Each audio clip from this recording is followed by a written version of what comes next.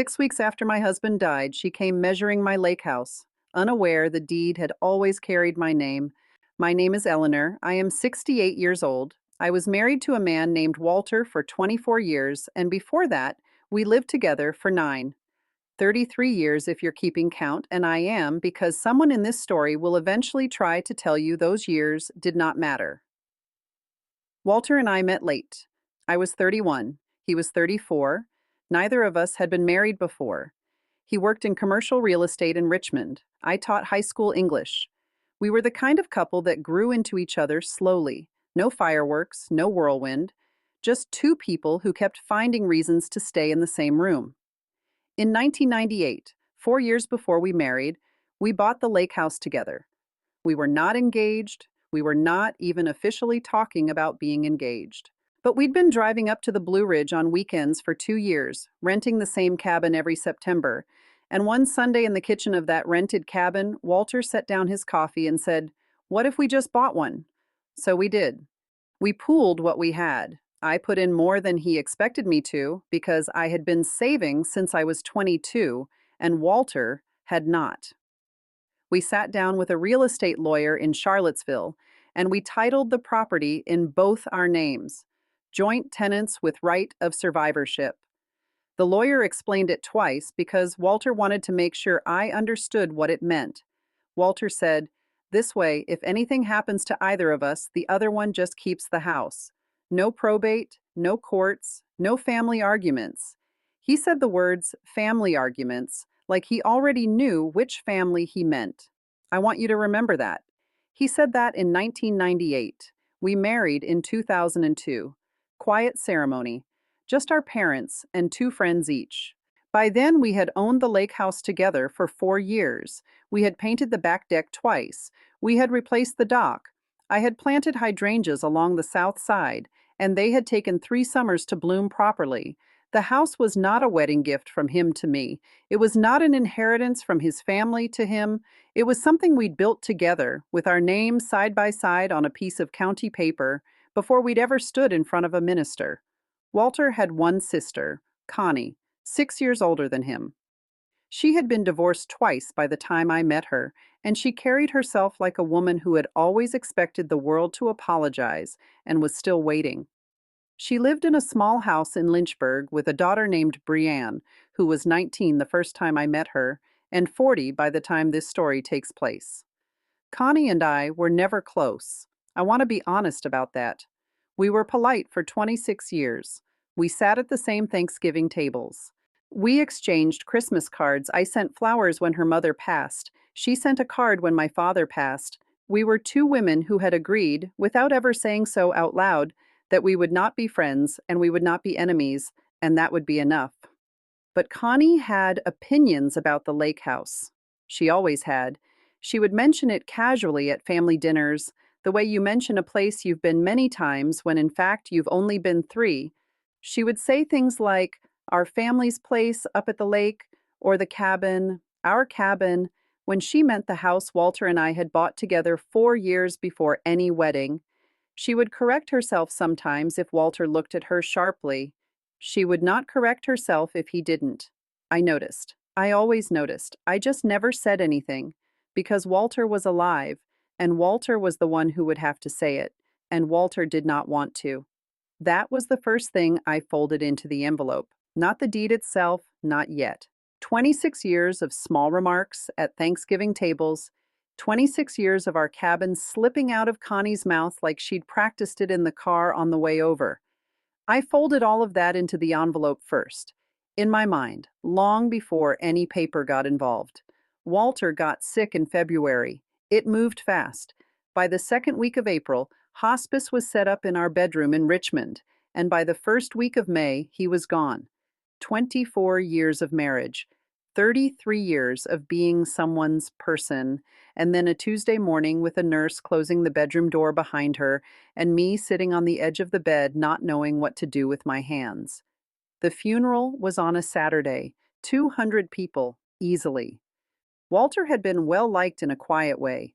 His friends from the real estate office came, old college roommates, neighbors, the minister who'd married us. I wore a navy dress because Walter had always said black was for strangers. I held my hands very still in my lap during the service, and I did not cry where anyone could see me because that was the kind of grief Walter would have understood and the kind of grief Connie would have used. I want to tell you about the moment at the funeral I keep coming back to. It was after the service, at the reception in the church hall. People had eaten the ham biscuits, and the line at the punch bowl had finally thinned. I was standing near the window with a paper cup of weak coffee, talking to one of Walter's oldest friends, a man named Jim Halsey, who had known Walter since high school. Connie came across the room and put her hand on Jim's elbow and said she needed a minute. Just a minute, she said. Family matter. Jim looked at me the way an old friend looks at the widow when he's about to be pulled away. I nodded. Of course.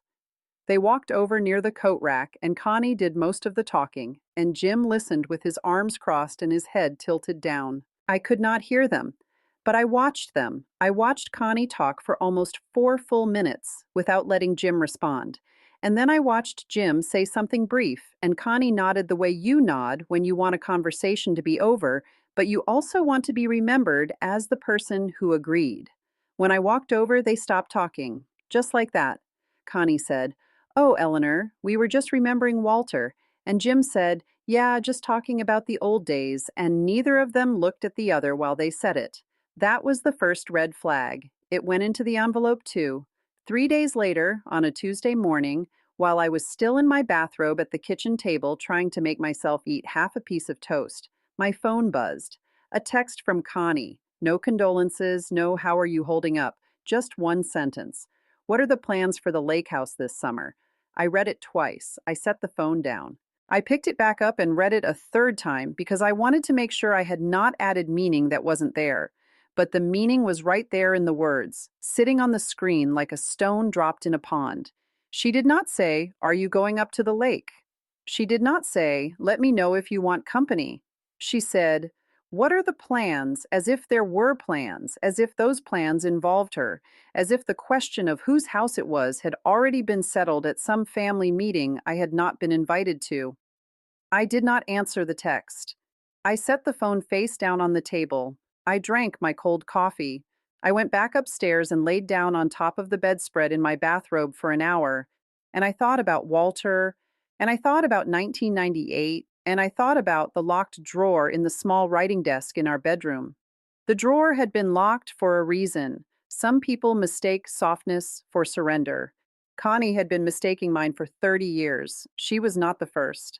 She would not be the last, but she was, I realized that Tuesday morning, going to be the one who finally taught me the difference between the two. 3 days after the text, on Saturday, I drove up to the lake house alone. It was the first time I'd been there since Walter died. I needed to be in a room he and I had built. I needed to sit on the back deck with my coffee and watch the water and remember that I was still a person, not just a widow.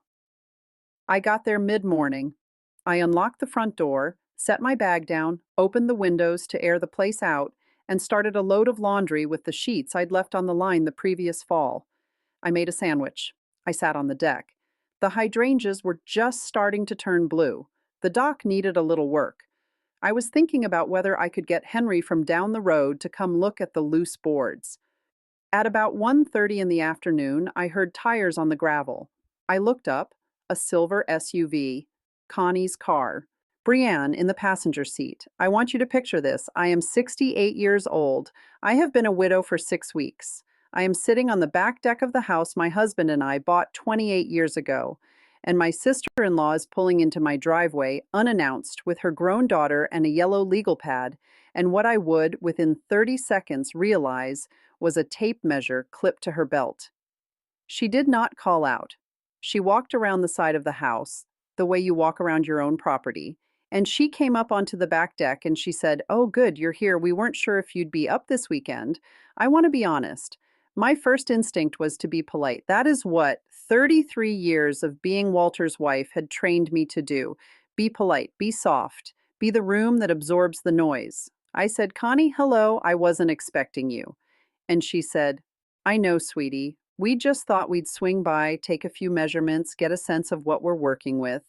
What we're working with. I want you to sit with that phrase. What we're working with. Brienne was already inside the house. She had walked right through the back screen door, past me, and she was in the living room with the legal pad, looking up at the ceiling beams. I could see her through the window. She was writing something down. I did not say anything for about 4 seconds. I do not know what my face was doing. Connie was still talking. She was saying that she just wanted to get a head start because everyone knew how much paperwork was involved with these things, and the sooner they had a sense of the property, the easier it would be when the time came. When the time came. For what? I did not ask. I did not need to. I said, Connie, can I get you some water? And she said, Oh, no, thank you. We're not staying long. I said, All right. And I walked past her, into the house, into the kitchen, and I poured myself a glass of water that I did not want. I stood at the kitchen sink with my back to the window, and I closed my eyes for about 6 seconds, and I thought about Walter. I thought about him in that kitchen in the Charlottesville lawyer's office in 1998, saying the words family arguments like he already knew. Then I walked back out onto the deck, and I sat down in my chair, and I picked up my sandwich, which was no longer interesting to me, and I said, Connie, why don't you and Brienne come sit down for a minute? She did. They both did. Brienne came out of the living room with her legal pad against her chest. They sat on the bench across from me. The lake was behind them. A boat was going by, slowly, towing a child on a tube. I said, Connie, I want to make sure I understand. Why are you measuring my house? She blinked. She actually blinked twice. And then she gave me a small, sad smile, the kind of smile that is meant to convey patience with a slow learner, and she said, Oh, Eleanor, we need to have a conversation about that, don't we? She said, I know this is hard, and I am so sorry it has to come up so soon, but the lake house has always been understood to be part of our side of the family. Walter and I talked about it for years. Mom and Daddy bought the land originally, back in the 70s, and there was always an understanding that it would come back to our side eventually. We never put it in writing because that wasn't how Mama did things. But Walter knew, we all knew. I let her finish. I want you to know that. I let her speak every word of that sentence without interrupting her because I wanted to remember exactly what she said in exactly the order she said it, so that later, when I told my attorney, I could repeat it back without leaving anything out. I did not correct her, not in that room. I said, Connie, that's interesting. I'd like to think about everything you've just said. Why don't you and Brienne head home and I'll be in touch? She nodded. She put her hand on Brienne's knee. They got up. Connie said, Of course, sweetie, you take your time, but we should probably get the appraisal done by the end of the summer just to keep things moving. Brienne unclipped the tape measure from her belt and set it on the bench like she was leaving it there for next time. I did not pick it up. I did not say a word. I watched them walk around the side of the house, get into the silver SUV, and drive away down the gravel road. I sat on that deck for another hour. The sandwich went uneaten. The sun moved across the dock. A second boat went by. I did not cry. I want you to know that. I did not cry, not because I was strong, but because I was already somewhere past crying. I was somewhere quieter than that. That night, I drove back to Richmond. I did not turn on the radio. I went straight up to our bedroom and I sat down at the small writing desk by the window. I unlocked the bottom drawer with the small brass key I had kept in a teacup on the dresser since 1998. The teacup was a piece of my grandmother's china, cream with blue forget-me-nots. I had moved it from apartment to apartment to that house. The key had been in the teacup the whole time. Inside the drawer was a manila envelope. Inside the envelope, among a few other papers, was a single sheet folded into thirds. The 1998 deed, joint tenants with right of survivorship, Walter's name and mine, side by side, on a piece of paper signed and stamped by the Bath County clerk 28 years ago. I sat at that desk for a long time, holding the page in my hands. I unfolded it. I read every line, the legal description of the property, the names, the signatures, the notary stamp, Walter's handwriting, looping and careful, the way he always signed important things, as if he were drawing the letters rather than writing them. My own handwriting, smaller and steadier beside his. That was the first thing I folded into the envelope. I mean that literally now. I took a fresh manila envelope from the desk and I slid the deed into it, and I wrote my attorney's name on the front, and I set it by my keys so I would not forget it in the morning. The drawer had been locked for a reason. I had always known this conversation was coming. I had not known it would arrive in the shape of a tape measure on a Saturday afternoon. But I had known. I called my attorney first thing Monday morning. Her name is Margaret Chen. She had handled our estate planning for 15 years. Walter and I had updated our wills with her 3 years before he died. She knew the house. She knew Connie's name, though only from a brief mention in a meeting years ago, when Walter had said offhandedly that his sister might be difficult about a few things when the time came. Margaret had written that down. Margaret writes everything down. I sat in her office on Monday afternoon. I handed her the envelope. She unfolded the deed. She read it. She looked up at me over her glasses and she said, "Eleanor, this is very clean. This is as clean as it gets." I told her what Connie had said on the deck. I told her about the text. I told her about Jim Halsey at the funeral. I told her about the tape measure left on the bench. Margaret took notes the whole time. When I was done, she set her pen down and she said, "All right, here's what we're going to do." She said, "I will pull the full deed history from the Bath County Clerk's office just to make absolutely sure there are no surprises. I do not expect any, but we do it anyway.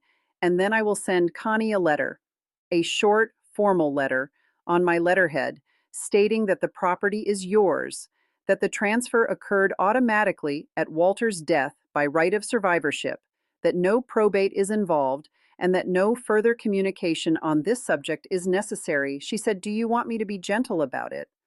I thought about that for a moment. I thought about Walter in that kitchen in 1998, saying the words family arguments like he already knew. I thought about 26 years of our cabin slipping out of Connie's mouth at Thanksgiving tables. I thought about the tape measure on the bench. I said, "Margaret, I do not need you to be cruel, but I do not need you to be gentle either. I need you to be clear." She nodded. She said, "I can do clear." The second paper told me more than the first. Margaret called me on Wednesday morning. The deed history had come back from the county clerk. Everything was exactly as I remembered. Joint tenancy, recorded the same day as purchase, no liens, no encumbrances, no amendments, no quitclaims. The property had been ours equally since 1998. The right of survivorship was airtight under Virginia law. The house had passed to me the moment Walter stopped breathing. It had never, for a single second, been part of his estate, because it had never for a single second been only his. But Margaret said, "There's something else." I pulled the original purchase records too, just to have them.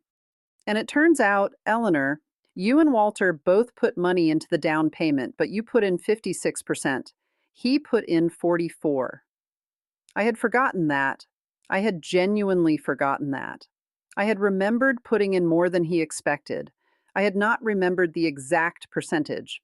Margaret had it in front of her in black and white on the original bank records from the closing, which had been kept in a file in the lawyer's office in Charlottesville for 28 years.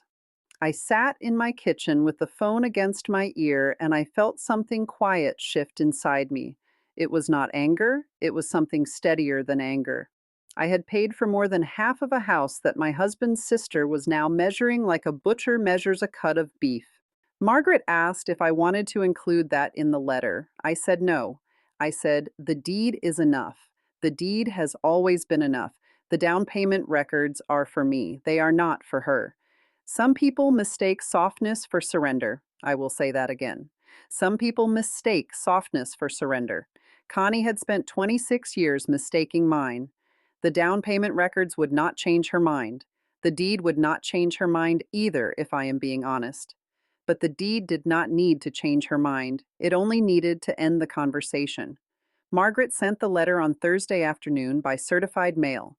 2 pages, letterhead, Margaret's signature, a copy of the deed attached, a short paragraph explaining Virginia law on joint tenancy with right of survivorship, a second paragraph stating that no further communication regarding the property would be entertained, and that any attempt to interfere with my ownership or access would be addressed through the appropriate legal channels. The letter arrived at Connie's house on Friday. I know because Margaret had paid for the return receipt, and the green card came back to her office on Monday with a signature that read, C. Halberton, which is Connie's married name from her second marriage signature, the one she uses when she wants to look formal. There was silence for 4 days. I sat in the silence. I drank my coffee in the mornings. I watered the hydrangeas at the lake house because I drove back up that weekend because I was not going to let Connie's tape measure keep me out of my own home. I sat on the back deck. I read a book. I did not look at my phone. On the fourth day, a Wednesday evening, around 7 o'clock, my home phone rang. I do not give out my home number to many people anymore. Most things come to my cell. The home phone is for old friends, the doctor's office, my sister in Charleston. I let it ring twice before I looked at the caller ID. The screen said C. Halberton. I let it ring 2 more times. I did not pick it up. I sat at the kitchen table with my hands folded around a cup of tea that was already cooling, and I watched the phone and I listened to it ring. 4 rings. 5. 6. Then the answering machine picked up. Walter's voice on the outgoing message, because I had not changed it, because I was not ready to. His voice saying, "You've reached Walter and Eleanor. Please leave a message and we'll get back to you." Then the beep, then Connie. She did not start with hello. She started with, "Eleanor, I cannot believe you would do this." There was a pause, a small, sharp breath. And then she said, "After everything our family has done for you, you would hide behind a lawyer." I did not get up. I did not move. I held the teacup in both hands, the warm one, the one with the small chip on the rim that Walter had given me on our 10th anniversary. I listened. She kept going. She said the letter was cold. She said it was beneath me. She said Walter would be ashamed. She said it the way she had probably rehearsed it in the car on the way home from the mailbox, the way she had probably said it to Brienne over coffee. She said, "The family is going to know about this, Eleanor. The whole family." What family? I thought. Walter had been her only sibling. Their parents were dead. Brienne was the only other person in the bloodline. The family was a woman and her daughter in Lynchburg. The family was already, fully, in possession of the facts. She talked for almost 2 full minutes. The answering machine has a 3-minute limit. She came close to filling it. Near the end, her voice changed. It got quieter. It got the tone women use when they are trying to be reasonable after they have just been unreasonable. She said, "Eleanor, please, just call me back. We can work this out. We can find a way to make this right." I did not call her back. I sat at the kitchen table until the machine clicked off. I finished my tea. The teacup was cold by then. I rinsed it in the sink. I dried it with the dish towel that has the small embroidered hydrangea on the corner, the one a neighbor made for me the summer after Walter died when she did not know what else to give. I walked into the living room. I sat in Walter's chair. I had not sat in Walter's chair since the funeral. The cushion still held the shape of him. I put my hand on the arm of the chair, on the worn place where his hand had rested for 24 years of evenings, and I said, out loud, to the empty room, "You knew. You knew this was coming, and you made sure I was ready."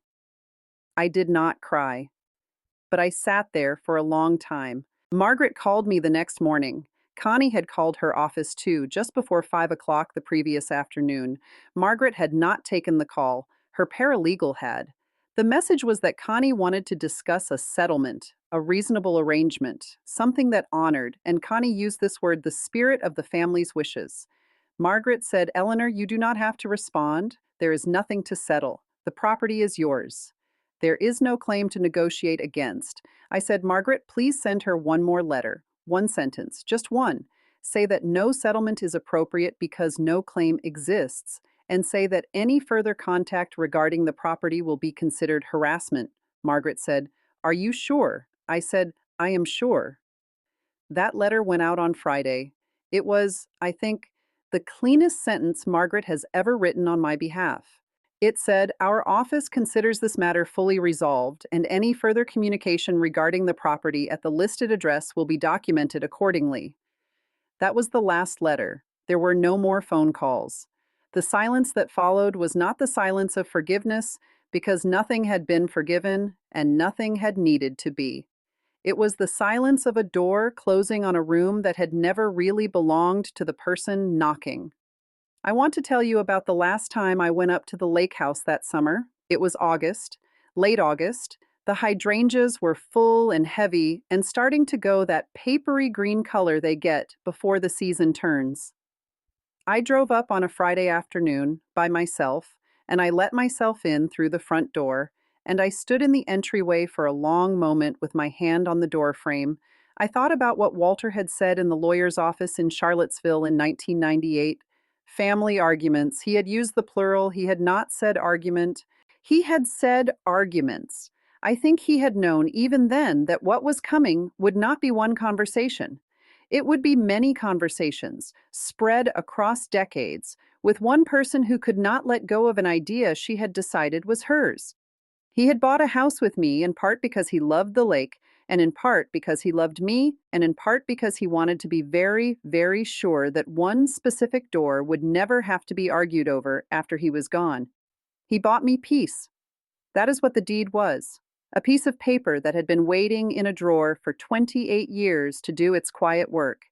He had paid for it with money and with foresight and with the kind of love that does not announce itself, but instead leaves you 4 weeks after a funeral with everything you need already in your hands. I made dinner that night. I made a small piece of fish and some green beans from the farmer's market in Lexington, and I sat at the kitchen table by myself with a glass of white wine, and I looked out at the dock.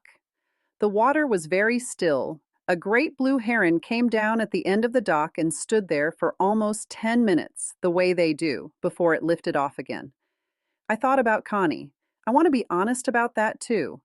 I did think about her. I did not feel triumph. I did not feel anger. I felt a kind of distant, almost tender sadness, the kind you feel for a person who has spent so much energy reaching for something that was never theirs and who now has nothing to show for any of it. She had not lost the lake house. She had never had the lake house. You cannot lose what you never owned. What she had lost was the version of the story she had told herself for 26 years, and that, I think, was harder for her than any deed, because that version of the story was the only place she had ever lived. I have not spoken to Connie since. It has been almost a year now. I did not go to Brienne's Christmas party. I did not call when Connie had her gallbladder out in February. I sent a card. Brief, polite, no signature beyond my first name. That was enough. That was, I think, more than was owed. Margaret keeps the file open, just in case. The deed is back in its drawer in its manila envelope, in the small writing desk by the window in our bedroom in Richmond. The brass key is back in the teacup. The teacup is back on the dresser. I keep one thing on the kitchen counter at the lake house now, a small framed copy of the deed. Not the original. The original is safe. Just a photograph of it in a wooden frame set on the windowsill above the sink where I can see it while I wash dishes. Walter's signature looping and careful. My own signature, smaller and steadier, side by side, 1998.